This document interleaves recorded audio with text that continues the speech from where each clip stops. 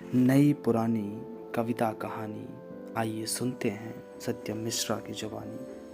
नमस्कार मित्रों, मेरा नाम है सत्यम मिश्रा। मैं आज उपस्थित हूँ मुंशी प्रेमचंद की एक कहानी लेकर, जिसका नाम है दो बैलों की कथा। आइए सुनते हैं। जानवरों में गधा सबसे ज़्यादा बुद्धिमान समझा जाता है। जब हम किसी आदमी को पल्ले दर्जे का बेवकूफ़ कहना चाहते हैं तो उसे गधा कहते हैं। गधा सचमुच बेवकूफ़ है या उसके सीधेपन, उसकी निरापद सहिष्णुता ने उसे यह पदवी दे दी है, इसका निश्चय नहीं किया जा सकता।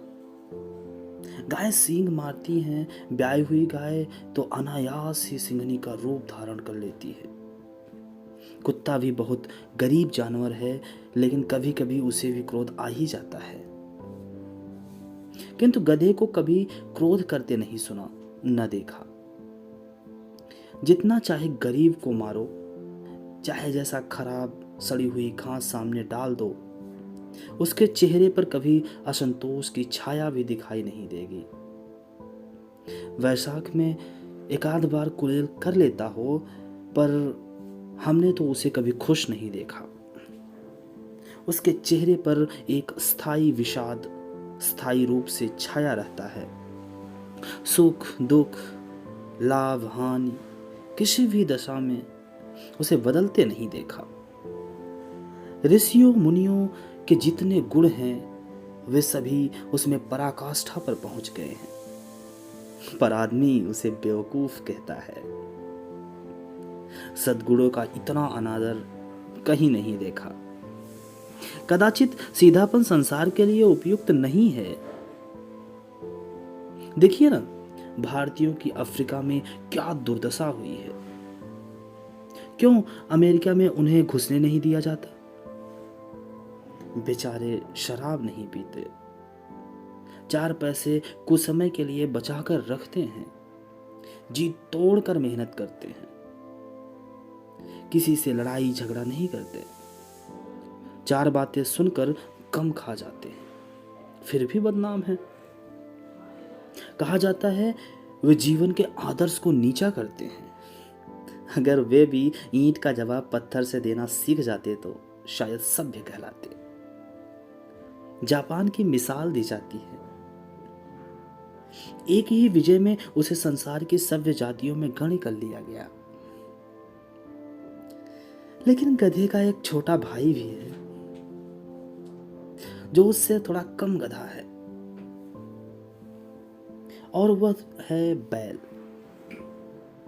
जिस अर्थ में हम गधा शब्द का प्रयोग करते हैं, कुछ उसी से मिलते जुलते अर्थ में बछिया के ताऊ का भी प्रयोग करते हैं। कुछ लोग बैल को शायद बेवकूफ सर्वश्रेष्ठ कहेंगे, शायद उनको बेवकूफी में सर्वश्रेष्ठ गिनेंगे, मगर हमारा विचार ऐसा नहीं है। बैल कभी कभी मारता भी है, कभी कभी अड़ियल बैल भी देखने में आ जाता है, और भी कई रीतियों में अपना असंतोष प्रकट कर सकता है। अतएव उसका स्थान गधे से नीचा है। ये तो थी कहानी की भूमिका जो मैंने आपको अभी सुनाया। आइए मुंशी प्रेमचंद की ये कहानी दो बैलों की कथा सुनते हैं। झूरी काची के दोनों बैलों के नाम थे हीरा और मोती। दोनों पछाई जाति के थे, देखने में सुंदर, काम में चौकस, डील में ऊंचे। बहुत दिनों तक साथ रहते रहते दोनों में भाईचारा हो गया था। दोनों आमने सामने या आसपास बैठे हुए एक दूसरे से मूक भाषा में विचार विनिमय करते थे। एक दूसरे के मन की बात कैसे समझा जाता था, हम नहीं कह सकते।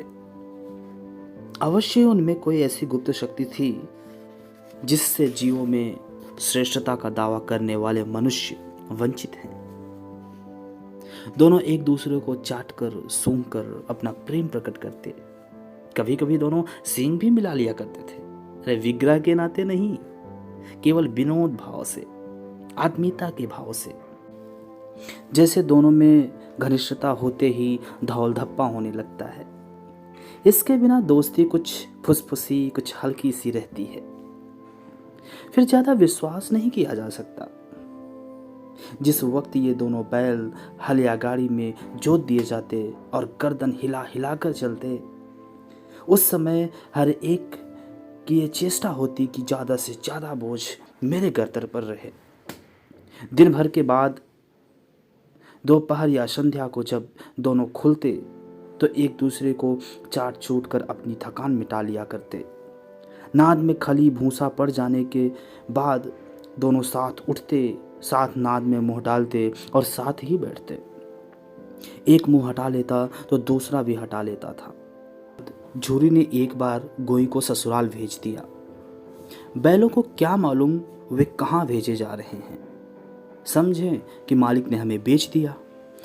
अपना यूं बेचा जाना उन्हें अच्छा लगा या बुरा, कौन जाने, पर झूरी के साले गया को घर तक गोई ले जाने में दांतों पसीना आ गया।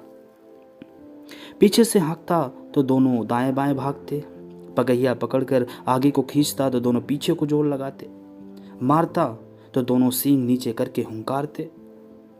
अगर ईश्वर ने उन्हें भी वाणी दी होती तो झूरी से पूछते, तुम हम गरीबों को क्यों निकाल रहे हो? हमने तो तुम्हारी सेवा करने में कोई कसर नहीं उठा रखी। अगर इतनी मेहनत से काम ना चलता था तो और काम ले लेते। हमें तो तुम्हारी चाकरी में मर जाना कबूल था। हमने कभी दाने चारे की शिकायत नहीं की। तुमने जो खिलाया वह सिर झुकाकर खा लिया। फिर तुमने हमें इस जालिम के हाथों क्यों भेज दिया? संध्या समय दोनों बैल अपने नए स्थान पर पहुंचे। दिन भर के भूखे थे, लेकिन जब नाद में लगाए गए तो एक ने भी उसमें मुंह नहीं डाला। दिल भारी हो रहा था। जिसे उन्होंने अपना घर समझ रखा था वह आज छूट गया। नया घर, नया गांव, नए आदमी उन्हें बिगाने से लगते थे। दोनों ने अपनी मूक भाषा में सलाह की, एक दूसरे को कनखियों से देखा और लेट गए। जब गांव में सोता पड़ गया तो दोनों ने जोर मार कर पगहा तुड़ा डाले और घर की तरफ चले। पगहे बहुत मजबूत थे। अनुमान ना होता था कि कोई बैल उन्हें तोड़ सकेगा, पर इन दोनों ने उस समय दुगनी शक्तियां लगाकर तोड़ दी। एक एक झटके में रस्सियां टूट गई। झूरी प्रातः काल सोकर उठा तो देखा कि बैल चरनी पर खड़े थे। दोनों की गर्दनों में आधा आधा गराव लटक रहा था। घुटने तक पांव की चल से भरे थे और दोनों की आंखों में विद्रोहमय स्नेह झलक रहा है। झूरी बैलों को देखकर स्नेह से गदगद हो गया। दौड़कर उन्हें गले से लगा लिया। प्रेमालिंगन और चुंबन का वह दृश्य बड़ा ही मनोरम था। घर और गांव के लड़के जमा हो गए और तालियां बजा बजा कर उनका स्वागत करने लगे। गांव के इतिहास में यह घटना अभूतपूर्व न होने पर भी महत्वपूर्ण थी। बाल सभा ने निश्चय किया, दोनों पशुवीरों को अभिनंदन पत्र दिया जाएगा। कोई अपने घर से रोटियां लाया, कोई गुड़ तो कोई चोकर तो कोई भूसी। एक बालक ने कहा, ऐसे बैल किसी के पास ना होंगे। दूसरे ने समर्थन किया, इतनी दूर से दोनों अकेले चले आए। तीसरा बोला, बैल नहीं है, वे उस जन्म के आदमी हैं। इनका प्रतिवाद करने का किसी को साहस न हुआ। पूरी की स्त्री बैलों को द्वार पर देखा तो वो जल उठी, बोली, कैसे नमक हराम बैल हैं ये, एक भी दिन काम नहीं किया, भाग खड़े हुए। झूरी अपने बैलों पर यह आक्षेप न सुन सका। नमक हराम क्यों है? चारा दाना न दिया होगा तो क्या करते? स्त्री ने रोब के साथ कहा, हाँ बस तुम ही तो बैलों को खिलाना जानते हो, और तो सभी उसे पानी पिला पिला कर रखते हैं। झूरी ने चिढ़ाया, चारा मिलता तो क्यों भागते?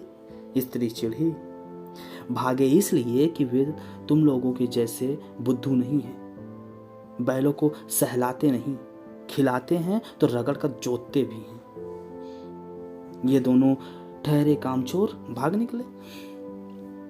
अब देखूं कहां से खली और चोकर मिलता है। सूखे भूसे के सिवा कुछ न दूंगी, खाएं या चाहे मरे।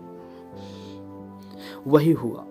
मजदूर को ताकीद कर दी गई कि बैलों को खाली सूखा भूसा दिया जाए। बैलों ने नाद में मुंह डाला तो फीका फीका, न कोई चिकनाहट न कोई रस। क्या खाएं? आशा भरी आंखों से द्वार की ओर ताकने लगे। झूरे ने मजूर से कहा, थोड़ी सी खली क्यों नहीं डाल देते बे? मालकिन मुझे मार डालेंगे। चुरा कर ला। ना ना दादा, पीछे से तुम भी उन्हीं की सी कहोगे। दूसरे दिन झूरी का साला फिर आया और बैलों को ले चला। अब की उसने दोनों को गाड़ी में जोता। 2-4 बार मोती ने गाड़ी को खाई में गिराना चाहा, पर हीरा ने संभाल लिया। वह ज्यादा सहनशील था। संध्या समय घर पहुंचे। उसने दोनों की मोटी रस्सियों से बांधा और कल की शरारत का मजा चखाया। फिर वही सूखा भूसा डाल दिया। अपने दोनों बैलों को खली, चूनी सब कुछ दी। दोनों बैलों का ऐसा अपमान कभी ना हुआ था। झूरी इन्हें फूल की छड़ी से भी नहीं छुआ था। उसकी टिटकार पर दोनों उड़ने लगते थे। यहां मार पड़ी, आहत सम्मान की व्यथा तो थी ही, उस पर मिला सूखा भूसा। नाद की तरफ आंखें तक न उठाई। दूसरे दिन गया ने बैलों को हल में जोता, पर इन दोनों ने जैसे पाँव न उठाने की कसम खा ली थी। वह मारते मारते थक गया, पर दोनों ने पाँव तक न उठाया। एक बार जब उसने निर्दयी होकर हीरा के नाक पर खूब डंडे जमाए तो मोती का गुस्सा काबू से बाहर हो गया। हल लेकर भागा। हल, रस्सी, जुआ, जोत सब कुछ टूट टाट कर बराबर हो गया। गले में बड़ी बड़ी रस्सियां न होती तो दोनों पकड़ाई में न आते। हीरा ने मूक भाषा में कहा, भागना व्यर्थ है। मोती ने उत्तर दिया, तुम्हारी तो इसने जान ही ले ली थी। अब की बड़ी मार पड़ेगी। पड़ने दो, बैल का जन्म लिया है तो मार से कहां तक बचेंगे। गया 2 आदमियों के साथ दौड़ा आ रहा है। दोनों के हाथों में लाठियां हैं। मोती बोला, कहो तो दिखा दूं मजा मैं भी। लाठी लेकर आ रहा है। हीरा ने समझाया, नहीं भाई, खड़े हो जाओ। मुझे मारेगा मैं तो 2-1 को गिरा दूंगा। नहीं, हमारी जाति का यह धर्म नहीं है। मोती दिल में ऐंठ कर रह गया। गया आया और दोनों को पकड़ कर ले चला।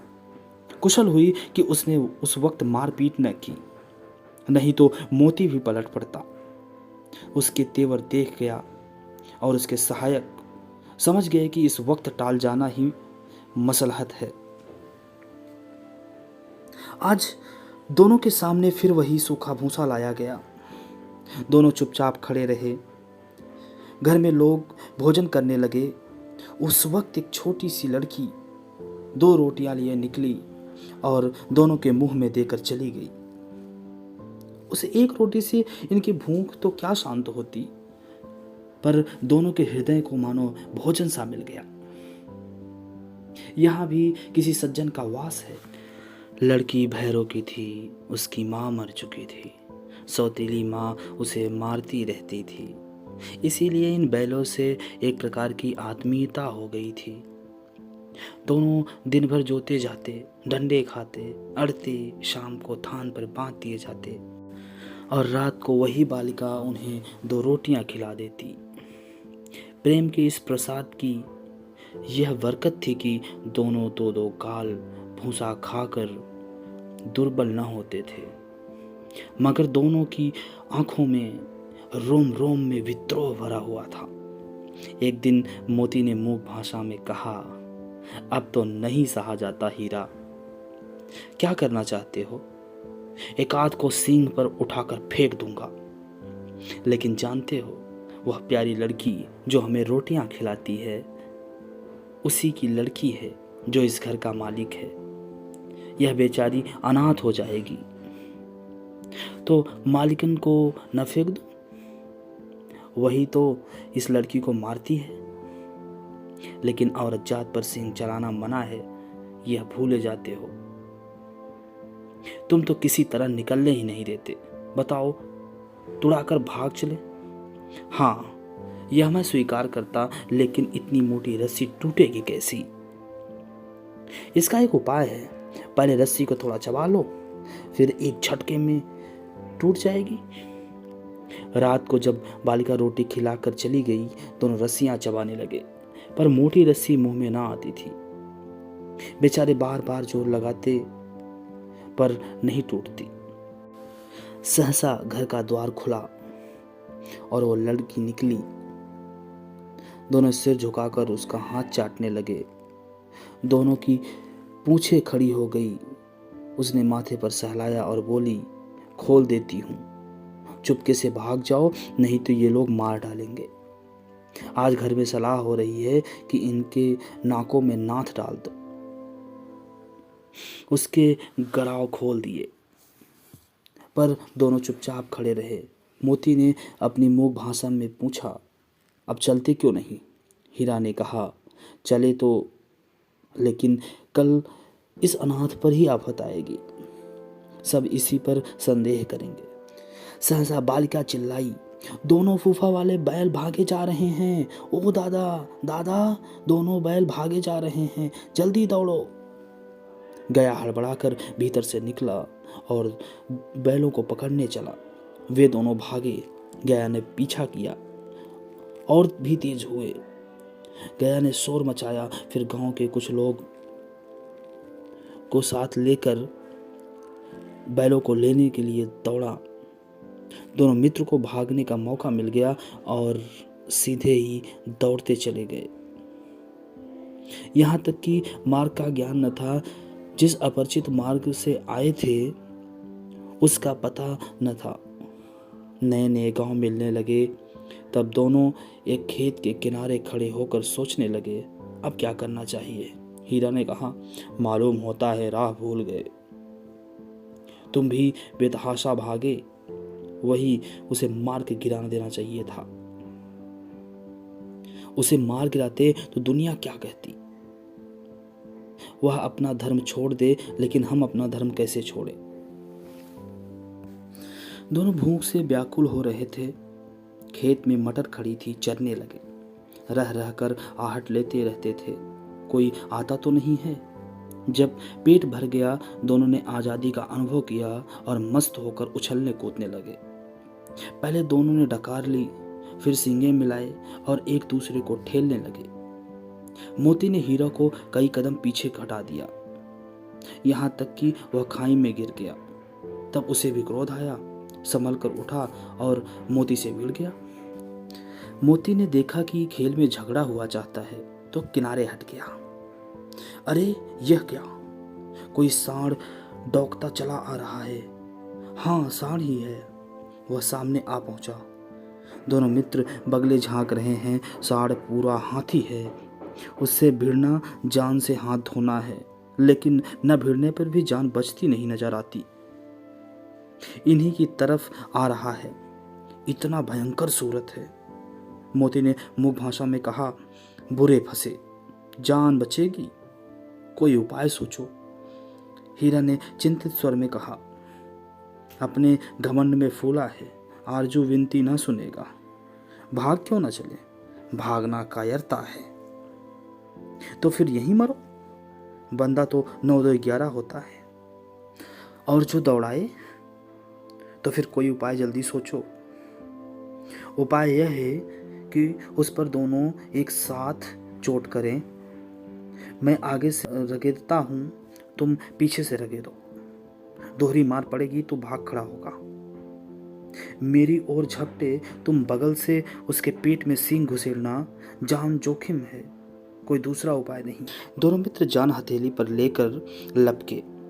सांड को भी संगठित शत्रुओं से लड़ने का कोई तजुर्बा न था। वह तो एक शत्रु से मलयुद्ध करने का आदी था। जो ही हीरा पर झपटा, मोती ने पीछे से दौड़ाया। सांड उसकी तरफ मुड़ा तो हीरा ने रगेदा। सांड चाहता था कि एक एक करके दोनों को गिरा ले, पर ये दोनों भी उस्ताद थे, उसे वह अवसर न देते थे। एक बार सांड झल्ला कर हीरा का अंत कर देने के लिए चला कि मोती ने बगल से आकर उसके पेट में सींग भोंक दी। सांड क्रोध में आकर पीछे फिरा तो हीरा ने दूसरे पहलू में सींग चुभा दी। आखिर बेचारा जख्मी होकर भागा और दोनों मित्रों ने दूर तक उसका पीछा किया, यहां तक कि सांड बेदम होकर गिर पड़ा। तब दोनों ने उसे छोड़ दिया। दोनों मित्र विजय के नशे में झूमते चले जा रहे थे। मोती ने सांकेतिक भाषा में कहा, मेरा जी चाहता था कि बच्चा को मार ही डालूं।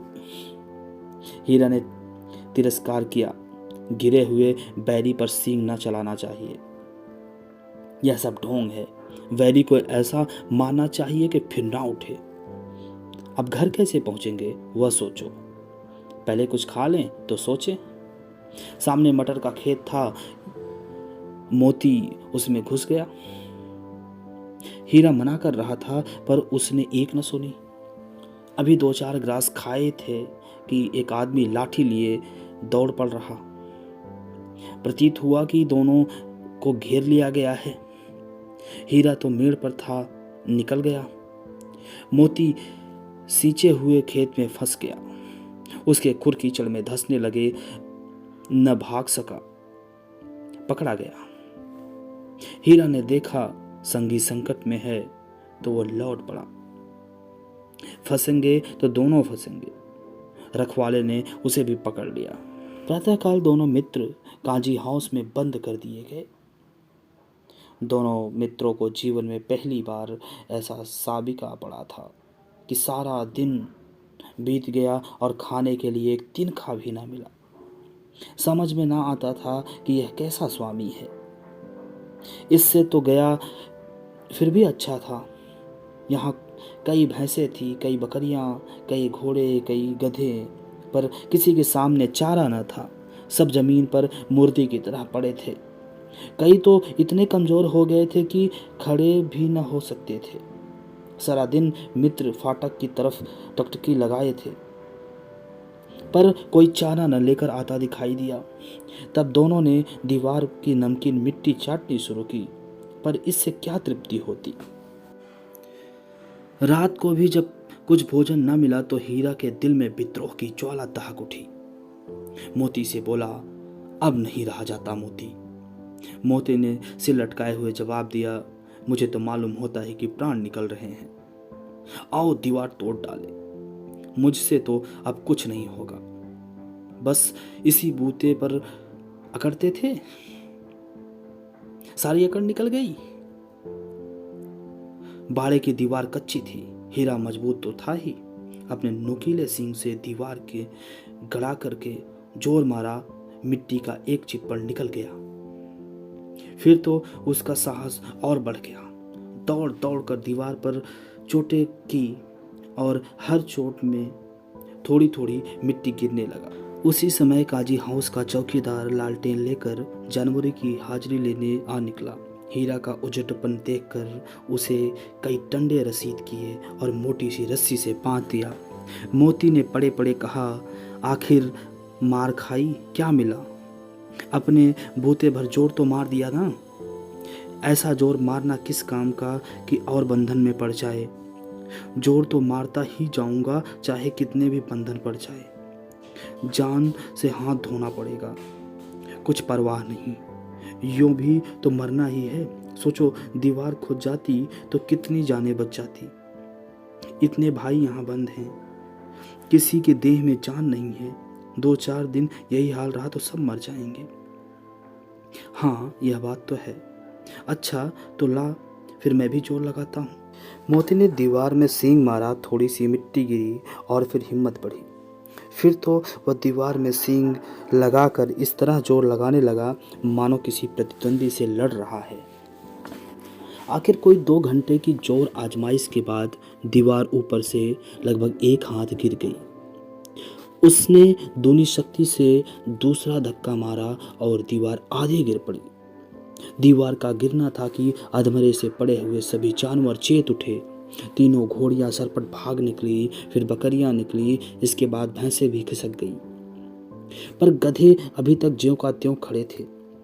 हीरा ने पूछा, तुम क्यों खड़े हो, क्यों नहीं भाग जाते?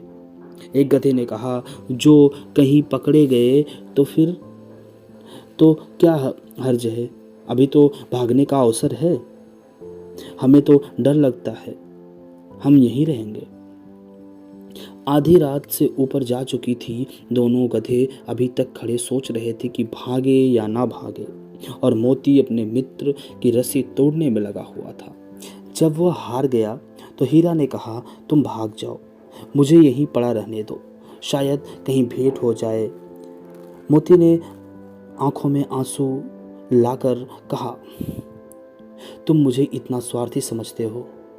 हीरा, हम और तुम इतने दिनों तक साथ रहे हैं, आज तुम विपत में पड़ गए हो तो मैं तुम्हें छोड़कर भाग जाऊं, तुमसे अलग हो जाऊं? हीरा ने कहा, बहुत मार पड़ेगी, लोग समझ जाएंगे यह तुम्हारी शरारत है। मोती ने गर्व से कहा, जिस अपराध के लिए तुम्हारे गले में बंधन पड़ा, उसके लिए अगर मुझे मार पड़ेगी तो कोई चिंता नहीं। इतना तो हो ही गया कि 9-10 प्राणियों की जान बच गई, वे सब तो आशीर्वाद देंगे। यह कहते हुए मोती ने दोनों गधे को सींग मार मार कर बाड़े से बाहर निकाल दिया और तब अपने बंधु के पास जाकर सो रहा। भोर होते ही मुंशी और चौकीदार तथा अन्य कर्मचारियों ने खलबली मचा दी। इसके लिखने की जरूरत नहीं, बस इतना ही काफ़ी है कि मोती की खूब मरम्मत हुई और उसे भी मोटी रस्सी में बांध दिया गया। अहम भाव जागृत हो जाता है और वह क्रोधित हो जाता है। मोती बलशाली होने के साथ साथ समझदार भी है। स्थिति को भांपकर लड़ाई आगे बढ़ाने से बचने के लिए वह किनारे हो जाता है।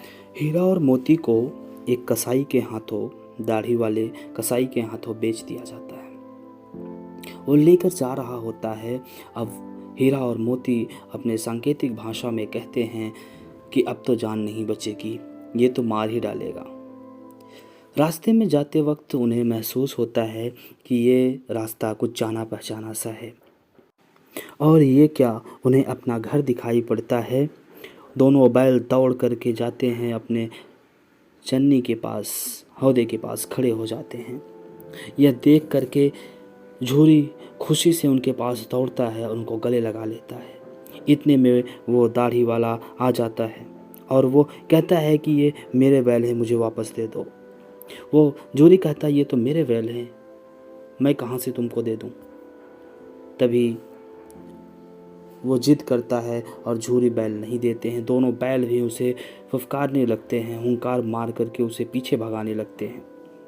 इतने में मोती उसे खदेड़ लेता है और वो दूर जाके खड़ा होता है। सड़क से नीचे जैसे उतरता, फिर से मोती उसे खदेड़ लेता। इस प्रकार वो परास्त होकर भाग गया। धन्यवाद। ये कहानी यहीं तक थी। आपके लिए इसी तरह नई और पुरानी कहानियाँ मैं लाता रहूँगा, आपको सुनाता रहूँगा।